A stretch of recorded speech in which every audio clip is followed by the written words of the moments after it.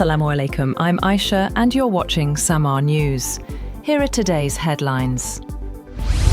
Iran's Revolutionary Guards have warned that safeguarding security is a red line, and the military vowed to protect public property as the clerical establishment stepped up efforts to quell the most widespread protests in years. Unrest continued overnight. State media said a municipal building was set on fire in Karaj, west of Tehran, and blamed rioters. State TV broadcast footage of funerals of members of the security forces it said were killed in protests in the cities of Shiraz, Qom and Hamedan.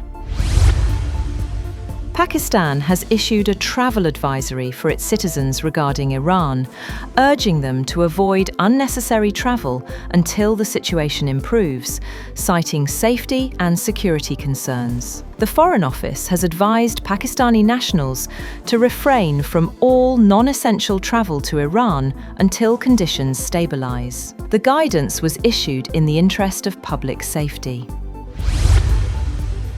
4 oil tankers that had left Venezuela with their tracking systems switched off are now back in Venezuelan waters. State oil company PDVSA and monitoring service tankertrackers.com say the vessels departed in early January, operating in so-called dark mode amid a strict US blockade. Most of the tankers were reported to be fully loaded. The return follows the departure of around a dozen loaded ships and several empty vessels last month, in what appeared to be a challenge to an embargo imposed by US President Donald Trump in mid-December. The sanctions have sharply reduced Venezuela's oil exports.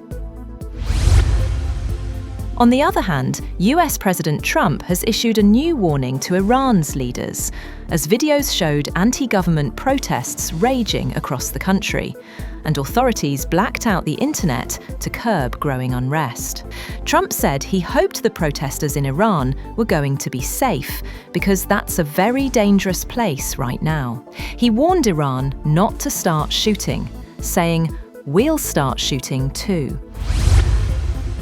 Greenland's parliament is moving up a key meeting to discuss how to respond to US threats regarding the Arctic island. In a joint statement, leaders of all 5 political parties in the Greenlandic Assembly said the meeting would be brought forward to address the situation. US President Donald Trump has said the United States must own Greenland, arguing it is necessary to prevent Russia or China from gaining control of the strategically located, resource-rich territory. Greenland is an autonomous region within the Kingdom of Denmark. Turkey is pushing to join a mutual defense agreement between Saudi Arabia and Pakistan, a move that could significantly alter security dynamics across the Middle East and South Asia. According to Bloomberg, Turkey is seeking entry into the defense pact signed last September between Saudi Arabia and Pakistan. The discussions have reached an advanced stage, and a deal is considered very likely. The agreement states that any aggression against one member would be treated as an attack on all, closely mirroring NATO's Article 5, of which Turkey is a member. Civil liberties and migrant rights groups have called for nationwide rallies to protest the fatal shooting of an activist in Minnesota by a US immigration agent, as state authorities opened their own investigation of the killing. Protest organizers said more than 1,000 weekend events were planned across the country, demanding an end to large-scale deployments of US immigration and customs enforcement agents ordered by President Donald Trump, mostly to cities led by Democratic politicians. US President Donald Trump has met with executives from some of the world's largest oil companies at the White House to discuss Venezuela, saying he wants them to invest $100 billion in the country to vastly expand its production.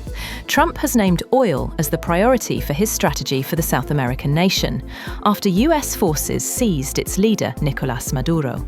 Trump said at the opening of the meeting that American companies will have the opportunity to rebuild Venezuela's rotting energy infrastructure and eventually increase oil production to levels never ever seen before. Meanwhile, Trump has said that the United States needs to own Greenland to prevent Russia or China from gaining influence there, intensifying a controversial push over the strategically vital Arctic territory. Speaking to reporters at the White House, Trump reiterated that the US must have full ownership of Greenland, rather than relying on leases or military access, to ensure its defence and keep out geopolitical rivals. Israeli Prime Minister Benjamin Netanyahu has said that he hopes to taper off Israeli dependence on American military aid in the next decade. Netanyahu has said Israel should not be reliant on foreign military aid. He said he told US President Donald Trump that Israel very deeply appreciates the military aid that America has given us over the years. But here too, we've come of age, and we've developed incredible capacities. Indonesia has temporarily blocked Elon Musk's Grok chatbot due to the risk of AI-generated pornographic content, becoming the first country to deny access to the AI tool. The move comes after governments and regulators from Europe to Asia have condemned, and some have opened inquiries into sexualized content on the app. XAI, the startup behind Grok, said it was restricting image generation and editing to paying subscribers. That's all for now. For more updates, visit www.samar.tv.